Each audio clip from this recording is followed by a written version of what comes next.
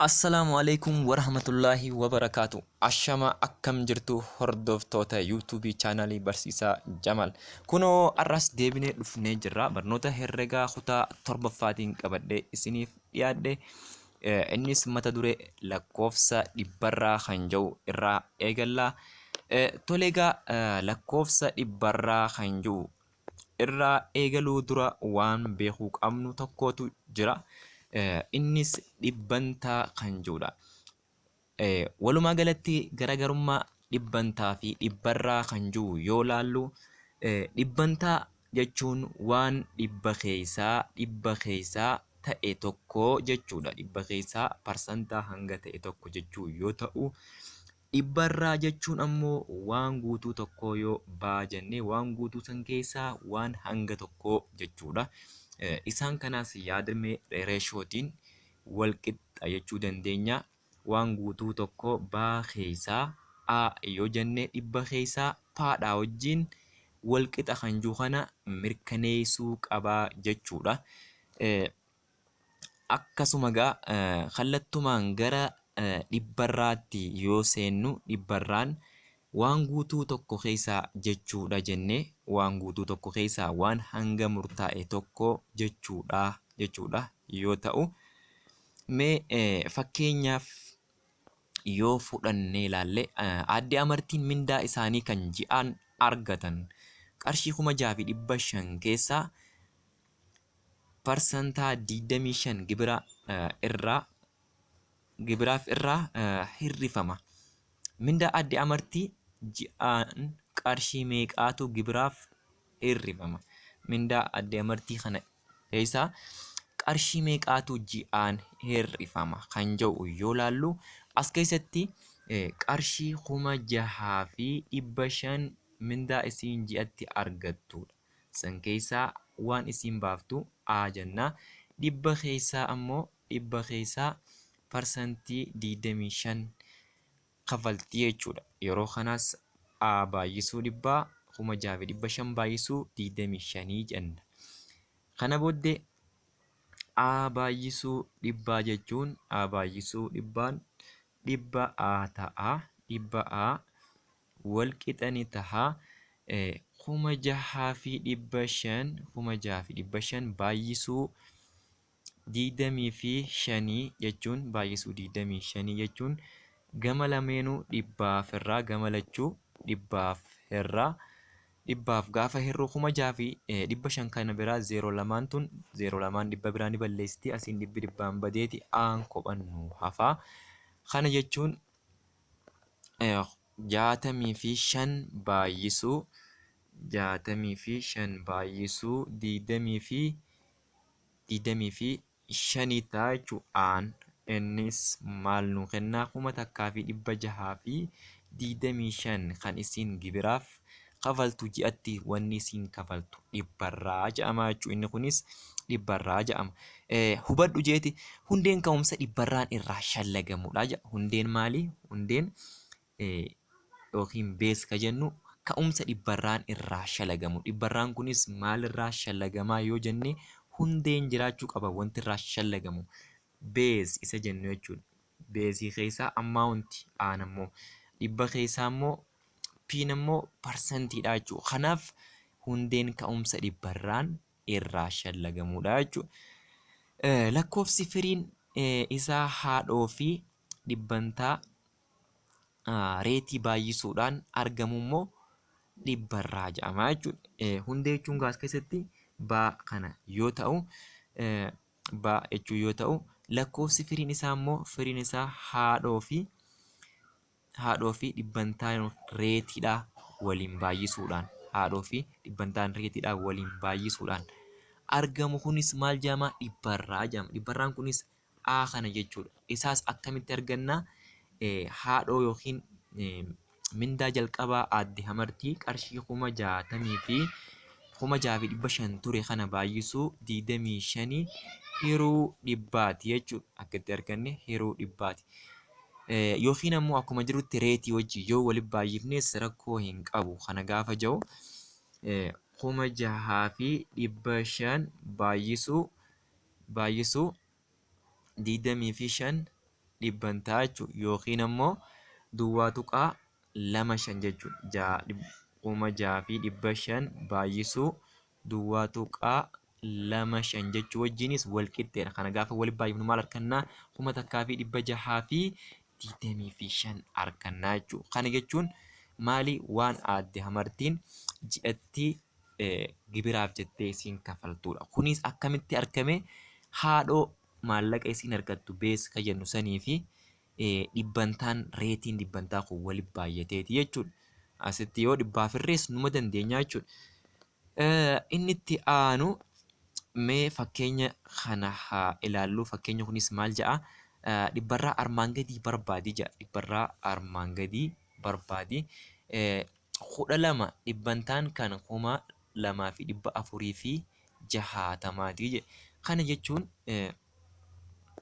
gaafa dalaynu 2,460 keessaa A yoo ta'e hin beeknu waan ta'eef dhibbarraa barbaade waan jeef dhibba keessaa immoo 12 jennaa jechuudha. 12 jenna.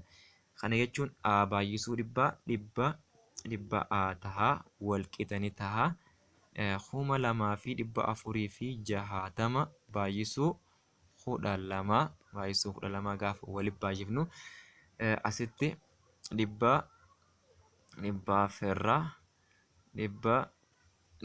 irraa isa kanallee asitti dhibbaaf irraa zeeroon takkitti asii 2,460 cinaa jirtu zeeroo takka ni balleessiti. Asitti jalatti 12 qofaatu hafe. Isaan gubbaatti ammoo 246 baay'isuu 12ti jalatti 10tu hafee jira. Tole gaafa walitti baay'ifnu aan keenya jechuudha akka aatti firiin nuti argannu meeqa ta'a? 295 tuqaa 2 argannaa jechuudha aan yookiin ammaawwantiin. Kanaas kan walitti baay'ifneeti 2,460 baay'isuu duwwaa tuqaa takka 2 yookiin ammoo 2,460 baay'isuu 12 jala dhibbaa yoo jennees tokkuma ta'a jechuudha. Firiin argamu maal ta'a? 295 ta'a jechuudha. 295. Egaa akka kanatti dhibbarraa barbaaduu dandeenya jechuudha. Dhibbarraa waan tokko barbaaduu dandeenya jechuudha. Foormulaa kana walirraa diriirsuudhaanis tokko yoo gaafatamne kan biraa tokko yoo arganne tokko barbaaduu dandeenya. Fakkeenyaaf dhibbarraa yoo nuuf kenname dhibba keessaa fakkeenyaaf dhibbarraan yoo nuuf kenname 2,460 keessaa 295 yoo ta'e dhibba keessaa meeqa? P jennee akkasittis barbaaduu ni dandeenya. Akka kanattis barbaaduu ni dandeenya. Yeroo kanaas walitti baay'ifnee yoonii fi bakka P kanatti Pdhaa fi 2,460 walitti baay'ifna. Akkasuma 295 fi 12 walitti baay'ifna. Gaafa walitti baay'ifnee deebinee dhumarratti kan nuti hirruuf 2,460 irraa jechuudha. Yeroo kanattis kan nuti argannu P keenya 12% argachuu dandeenya jechuudha. Akka kanatti walirraa diriirsuudhaanis tokko yoo gaafatamne tokko nuuf kenne, lama yoo nuuf kenne tokko nu gaafate walirraa diriirsuudhaan dalaguu yookiin argachuu ni dandeenya jechuudha. Mee akkasumallee gaafiin biraa tokko akkana ja'a. Gaafii fakkeenyaati jechuudha. Gaafii fakkeenyaa. Gaafiin fakkeenyaa manni maxxansaa tokko torbaanitti kitaabilee wabii kan herregaa fi saayinsii bu'uuraa 1,725 maxxansa. Yoo dhibbantaa 36 kitaaba wabii barnoota saayinsii maxxansee kitaabileen wabii barumsaa herregaa meeqa maxxansaa jedha. Kitaabilee wabii yoonii fi dhibbantaa 36 kitaaba wabii barnoota saayinsii maxxanse kitaabilee wabii barumsa herregaa meeqa maxxansaa ja'a. Kana jechuun gaa dhibba keessaa fakkeenyaaf dhibba keessaa 36 kennamee jira jechuudha. Kana jechuun dhibba hir'isuu 36 jechuudha. Dhibba hir'isuu 36 kan nuti barbaannummaa dhibbarraa 36 gaafa hir'ifnu parsantaan kitaabilee wabii kan barumsa herreegaa san meeqa ta'a?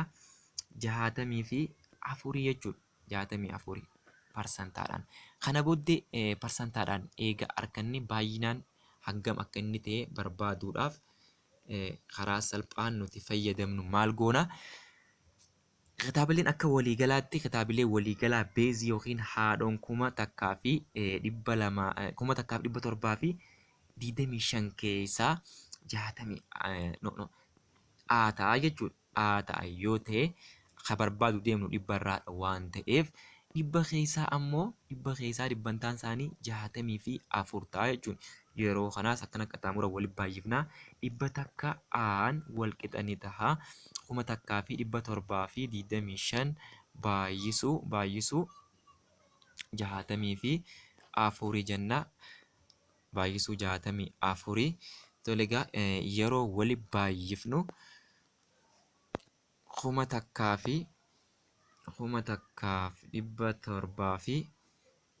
1,725 baay'isuu 64 jala dhibbaa jennaa kan nuti barbaadu deemnu dha waan ta'eef aan keenya wal qixani ta'a. 1,725 baay'isuu 64 gaafa walitti baay'ifnee dhibbaa firru kan nuti argannu 1,104 argannaa jechuudha. 1,104 arganna. Inni kun maali? Baay'ina kitaaba herreegaasanii jechuudha. Kan waliigalli kitaabaa 1,725 ture. Kun kitaaba saayinsiitii wajjin. Kophaatti garuu kitaabni herreegaa qoftiin 1,104 jechuudha. Akka kanatti egaa dhibbarraa gaafa shalaynu dhibbarraan akka kanatti shalagamaa. Dhibbarraa jechuun baay'ee salphaa kan ta'edha. Mee yeroo biraatti gilgaala kanaas kan daleynu ta'a. Kallattumaan gara hojiirra oolmaa reeshoo pirooporshinii fi dhibbarraa kan jiru yoo laallu hojiirra oolmaa reeshoo dhibbarraa fi pirooporshinii kanneen yoo ilaallu hojiirra oolmaa isaanii bu'aa fi kasaaraa dhibbarraan shallaguu kan jedhudha. As keessatti yaadrimee pirooporshinii fayyadamuudhaan jechuudha. Bu'aa fi kasaaraan kunillee kan shalagamu. Egaa bu'aa fi kasaaraa keessatti maaltu jira yoo jenne bu'aa fi kasaaraa keessattis wanti jiru namni tokko waan ni bitaa ni gurgura. Akkasuma bittaa gurguraa keessatti ni buufata ni kasaara. Gatiin namni tokko waa ittiin bitu gatii bittaa jedhama. Gatiin namni tokko waa itti gurguru immoo gatii gurgurtaa jedhama. Egaa namni tokko waan tokko bitee yoonii fi waan itti bite sanii olitti kan gurguratu yoo ta'e bu'aa argatee jennaan. Kana jechuunis bu'aan argame sanis walqixani ta'a. Gatii gurgurtaa san hir'isuu gatii bittaati jechuudha. Kun foormulaa bu'aati. Bu'aa osoo dhibbantaa bu'aan ta'in foormulaa bu'aa qofaa jechuudha. Karaa biraatiin ammoo namni tokko ni kasaaree yoo jennu kasaaraa jechuun yoo gatiin gurgurtaa gatii inni itti bitee gad ta'e yeroo kanaas gatii bittaa hir'isuu gatii gurgurtaa jennaa jechuudha. Gatii bittaa hir'isuu gatii gurgurtaati. Ni kasaaree yeroo jennu.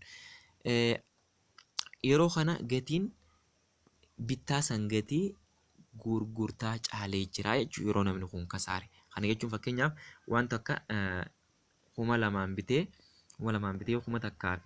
1,100 yoo gurgure kasaaraan inni kasaaree as keessatti 500 kasaaree jechuudha. Kun waanuma ijaan laallu agarrudha. Inni biraa bu'aa buufatee yoo jennu wanta akka 2,000 bitee yoonii fi 2,500 kan gurguru ta'e bu'aan inni buufate namni kuni 500 bu'aa buufatee jechuudha. 500 bu'aa argatee jennaan. Egaa asumarratti itti fufeemee fakkeenya tokko haa laallu. Biqilaan daldalaa hoolaati. Hoolaa korbeessaa tokko qarshii 4,000 bitee jira. Qarshii 4,000 bitee qarshii 3,500tti gurgure. Biqilaan ni buufate moo ni kasaaree jira? Kun qabatamaatti kan nuti agarru ni kasaaree jechuudha. Ni kasaaree jechuudha. Egaa foormulaan dhibbantaa bu'aa fi dhibbantaa kasaaraa ittiin shaleeynu ammoo dhibbantaan bu'aa wal qixa ni taha. Bu'aa argame sana baay'isuu dhibba parsantaa jala gatii bittaa jenna. Egaa bu'aa argame sana baay'isuu dhibba parsantaa jala gatii bittaati. Mee fakkeenyaaf isuma ammaa kana yoo dalayne obbo Biqilaan hoolaa tokko qarshii meeqaan bitee? Qarshii 4,000 bite. 4,000 bitee 3,500 gurgure jechuun kasaaraan inni kasaare qarshii 500 kasaare jechuudha. Yeroo kanaas maal goona? Yeroo dhibbantaan kasaaraa wal qixa ni taha. Kasaaraa argame san baay'isuu dhibba parsantaa jala gatii bittaati jechuudha. Kunis foormulaa dhibbantaa kasaaraati. Meegaa asirratti kasaaraan Biqilaan kasaare hoolaa qarshii 4,000 biteeti 3,500 gurgure waan ta'eef qarshii 500 kasaare. Yeroo kana gaama dhibbantaa kasaaraa argachuudhaaf maal goonaa? Dhibbantaan kasaaraa wal qixa ni taha. Kasaaraan argame qarshii 500 baay'isuu dhibba parsantaadhaan gaafa baay'ifnu jala gatii bittaa jenna. Jala gatiin bittaa keenya qarshii meeqaan bitee? Qarshii 4,000 bitee jechuudha. 500 baay'isuu dhibba parsantaa hogguu jennu. Okay. Asitti jallisaa 4,000 bite waan ta'eef gatii bittaa 4,000 jenne. Zeen kana booda 500 baay'isuu dhibba parsantaa jala 4,000 yeroo jennu asii zeeroon sadeentun 0 asiitii fi takka asiitiin baddii. Kana booddee wanti nu hafu 50 jala 4tiin nu hafaa jechuudha. 50 jala 4tu nu hafaa. 50 hiruu 4 jechuudha. Tolee 50 hiruu 4 bira dhibbantaan hin banne dhibbantaadha wanti barbaadu deemnus waan ta'eef yeroo kana wanti kan nuti argannu 12.5 dhibbantaadha jechuudha. 12.5 dhibbantaan kun dhibbantaa kasaaraa Biqilaa irra ga'e dhibbantaa kasaaraa yeroo dalaynu jechuudha. Yoonii fi dhibbantaa bu'aa kan dalaynu taate inni biraa dhibbantaa bu'aa kan dalaynu yoo taate fakkeenyaaf obbo Biqilaan fakkeenyaaf 4,000 biteeti 4,000 fi 500 gurguratee haa jennu. Yeroo kanatti bu'aan isaa qarshii meeqaa? Qarshii 500. Amma gaa maal goona? Yeroo kanatti bu'aan isaa qarshii 500 dhibbantaan bu'aa wal qixa ni taha. Foormulaa dhibbantaa bu'aa 500 sana baay'isuu dhibba parsantaa 500 baay'isuu dhibba parsantaa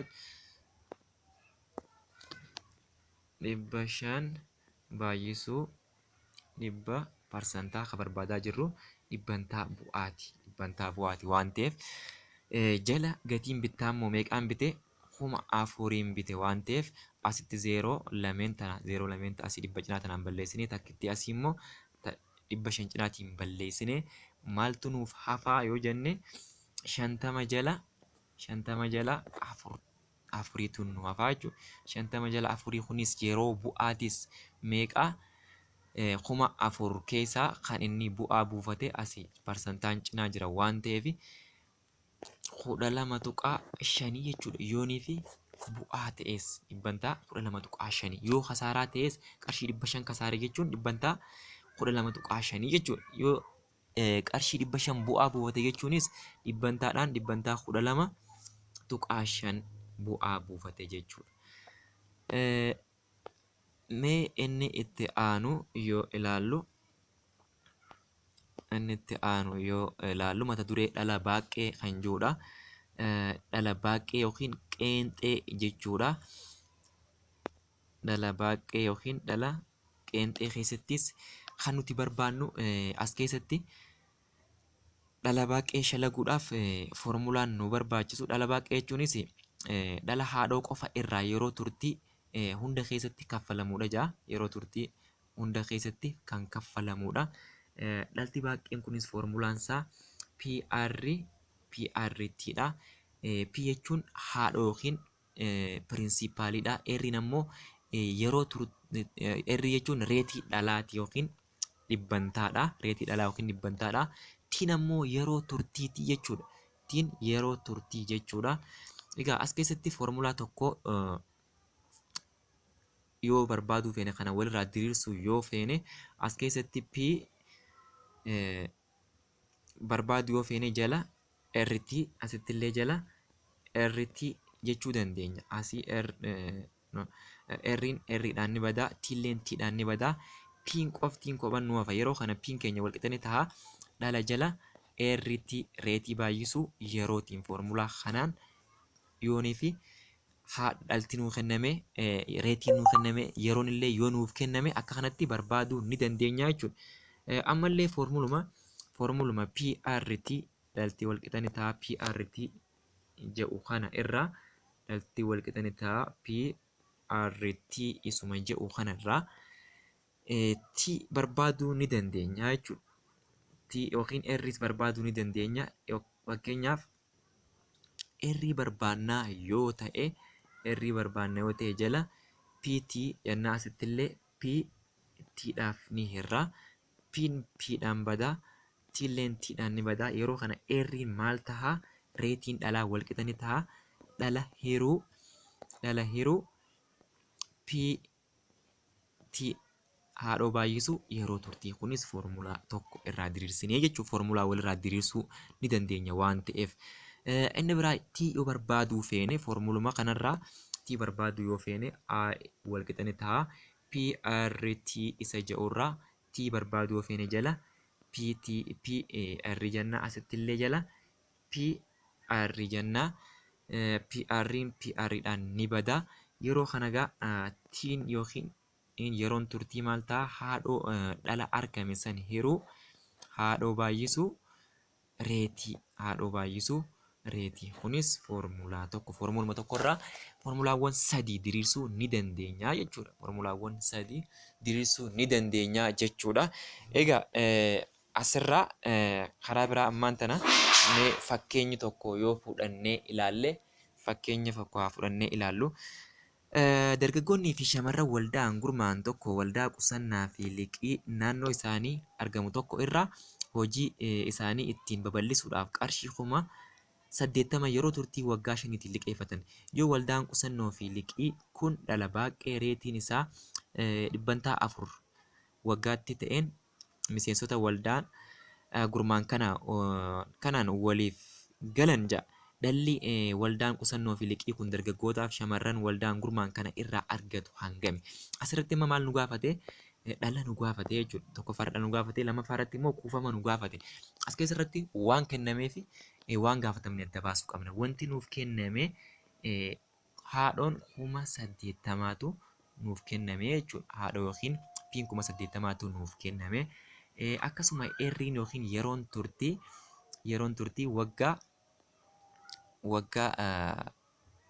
waggaa meeqa? Waggaa 5 jechuudha.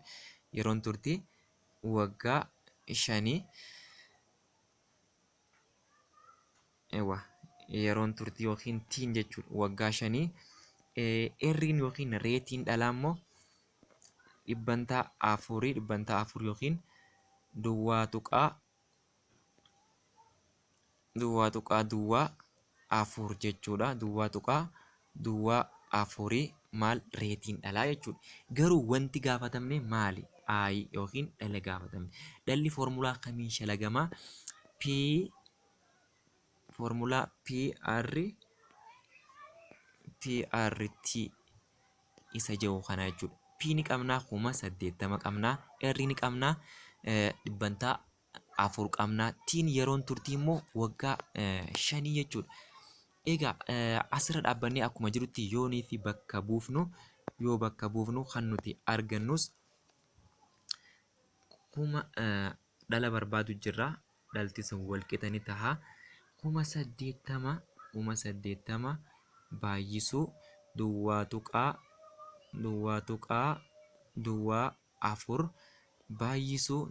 4 baay'isuu 5 jennaa jechuudha. Egaa kanaas gaafa waliif baay'ifnu 80,000 baay'isuu duwwaa tuqaa 4 jechuun 4 jala dhibbaa jechuudha. Baay'isuu 5 jenna. Asii 0 lamaan tun 0 lamaan tana ni balleessiti. Kana booddee lakkoofsuma kana waliif baay'ifnaa jechuudha. Egaa 5 baay'isuu 4 yoo jenne 8 baay'isuu 5 yoo jenne karaa salphaadhaan 8 baay'isuu 5 40 0 lamaan asuma lafa dhiifannaa jechuudha. Yeroo kana 0 lamaan lafa dhiifannee 8 baay'isuu 5 meeqa 40 ammallee 40 jenneeti 0 lameen asitti dhiifne tana boodaan gaafa keenye 4 baay'isuu 4 jennaa jechuudha. 4 baay'isuu 4 meeqa ta'a 16 booddee 0 sadeen duubaan keenya. Kanaaf dhalti waggaa 5 booddee argamu kun qarshii meeqa taati? Qarshii 16,000 taati jechuudha. Ayin yookiin intarestiin kun qarshii 16,000 kana ta'a jechuudha. Egaa inni itti aanu kuufama nu gaafate. Kuufama nu gaafate. Kuufamni kunis maalirraa argama? Haadhoo yookiin P argame san ida'uu dhalaati jechuudha. P jalqaba kenname haadhoo pirinsipaalii kenname san pilaas intarestii jechuudha. Ammaantii kuufamni jechuudha. Kuufamni kunis pirinsipaalii yookiin haadhoon jalqaba kenname qarshii 80,000 ida'uu 1,000 fi 16,000 jechuudha. Gaafa walitti idaanu 90,000 fi 96,000 ta'a jechuudha. Qarshiin waggaa 5 booddee baankii kana irraa baankiin kun dargaggoota waldaan gurmaan kana irraa eeggatu kuufamni waggaa 5 boodaa qarshii meeqa ta'aa fi baankii kanaaf qarshii 96,000 ta'a jechuudha. Kun gabaabumatti yerootti dhala baaqee shaleenuudha. Isa itti aanu yerootti ammoo yeroo dhala yookiin dhala dachaa shaleenuudha jechuudha. Dhala yookiin dhala dachaa kan yeroo shaleenu mee gabaabumatti yoo ilaallu dhala yookiin dhala dachaa keessatti yeroo hundumaa dhala haadhoo isa dabretti idaane kuufamni argamu isa dhufuuf haadhoo akka kennu taasisaa jira. Marsaa dhalli ittiin shallagamu yookiin kaffalamu kunis walakkaa waggaa kurmaana waggaattiin akkasuma ji'aa fi yookiin guyyaatiin ta'uu danda'a. Kanaafuu waggaatti si'a meeqa akka kaffalamu beekuu qabna ja'a. As keessattis jalqabatti kan barbaadamu dhala dachaa keessatti kuufama yookiin amount jechuudha isaaf barbaadama. Innis P times 1 plus R the power of T jechuudha. Formulaan kunis kana fakkaata. Kuufamni yookiin amount jechuudha. Walqixa ni ta'a P times 1 plus R the power of T jechuudha. Mee fakkeenyaaf Magarsaan dhala waggaatti shallagamuun qarshii 20,000 baankii galfatee reetii dhala yoo dhibbantaa 10 ta'e waggaa 3 booda kuufama hammamii argata ja'a. Kuufama gaafatama. Asirraa kuufama eegar kanneen immoo garuu dhala argachuun salphaadha jechuudha. As keessattis mee waan gaafatamnee fi waan kenname yoo addaan baafanne Magarsaan kun qarshii 20,000 baankii galfate. Kun maal jennaan 20,000 kun P'dha. Reetiin dhalaa yookiin R'n ammoo 10 dhibbantaa yookiin duwwaa tuqaa takka. R'n duwwaa tuqaa takka. Yeroon turtii yookiin T'in ammoo T'in meeqa waggaa sadii waggaa sadii jechuudha. Egaa asirraa foormulaa keenya kanatti yoo galchinu ammaawuntii yookiin kuufamni walqixa ni ta'a. Kuufamni walqixa ni ta'a. Haadhoo baay'isuu takka ida'uu erri paaworii tiiti. Egaa foormuluma kana keessa yoonii fi bakka buufne yoo waan nuuf kenname kana bakka buufne een walqixa ni ta'a. Bakka piitti kan nuuf kenname kuma diidamaan nuuf kenname. Kuma diidama baay'isuu takka ida'uu duwwaa tuqaa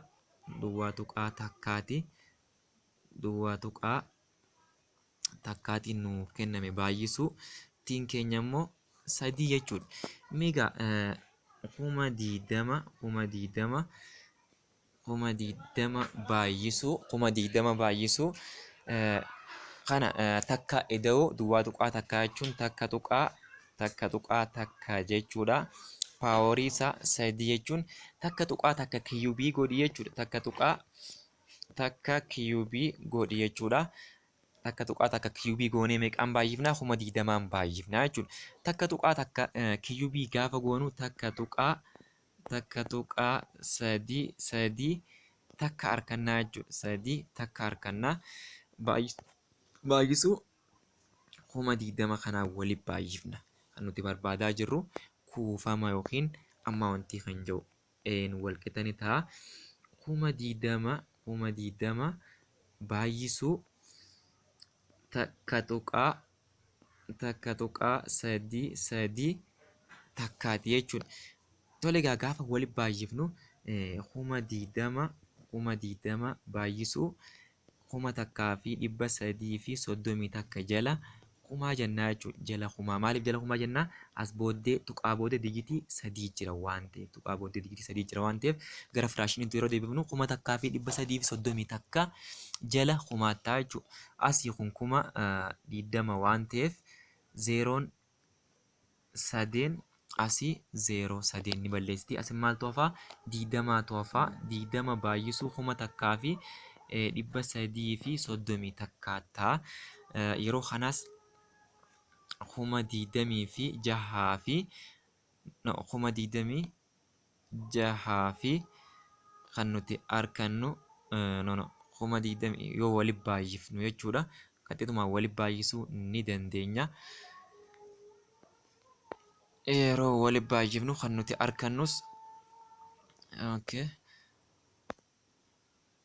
qaxxituma walitti yeroo baay'ifnu asii diidama baay'isuu kan nu hafu kuma takkaa fi 330 takka waan ta'eef zeeroo lafa dhiibnee ammas lama baay'isuu takka lama ta'a lama baay'isuu sadii jaha lama baay'isuu sadii jaha lama baay'isuu takka lama zeeroo takkittii tana as duubaan gaafa keenyu kuma 26 fi 620 ta'a jechuudha. Kana jechuun kuufamaatu akka kana ta'a. Kuufamni argamu kuufamni jechuudha. Kuufamni kunis eedhaan kan bakka buusan jechuudha. Walqixa ni ta'a kuma 26 fi 620 ta'a jechuudha. Maallaqni piin jalqaba ture yookiin piriinsipaaliin qarshii kuma 20 jechuudha. Kuma 20. Asirratti gaamma kuufamni kan argamu dhala baay'isuu dhala ida'uu kuufamni yookiin walqixa ni ta'a. Dhala argame ida'uu haadhoo jalqabaati. Garuu kuufamni eega argame kuufama argame san irraa kuufama argame kuma 26 fi 620 kana irraa yoonii fi kuma 20 kan hirrifnu yoo ta'e qarshii kuma 620 arganna. Kuma 620 kun maali? Dhala jechuudha. Dhala maal keessatti? Dhala dachaa yookiin dhalaa yeroo shaleenu kan nuti argannu kuma 620 kuni dhala waggaa sadii booddee obbo Magarsaan baankii irraa argate jechuudha. Egaa mata duree keenya barnoota keenya har'aan tana asumarratti dhaabna. Barnoota itti aanuun hanga walitti deebinutti nagaan naaf turaa jechaa warreen chaanaalii kanaaf haaraa taatan sabiskiraayib laayikii sheer gochuudhaan akkasuma koomentii kaayaa koomentii keessa ilaalee anilleen akkaan Subscribe isiniif godhuuf jajjabaadhaa. Subscribe waliif godhaa jecha. Barnoota kiyya har'aan tanaa asumarrattiin dhaabaa nagayaan naaf tura.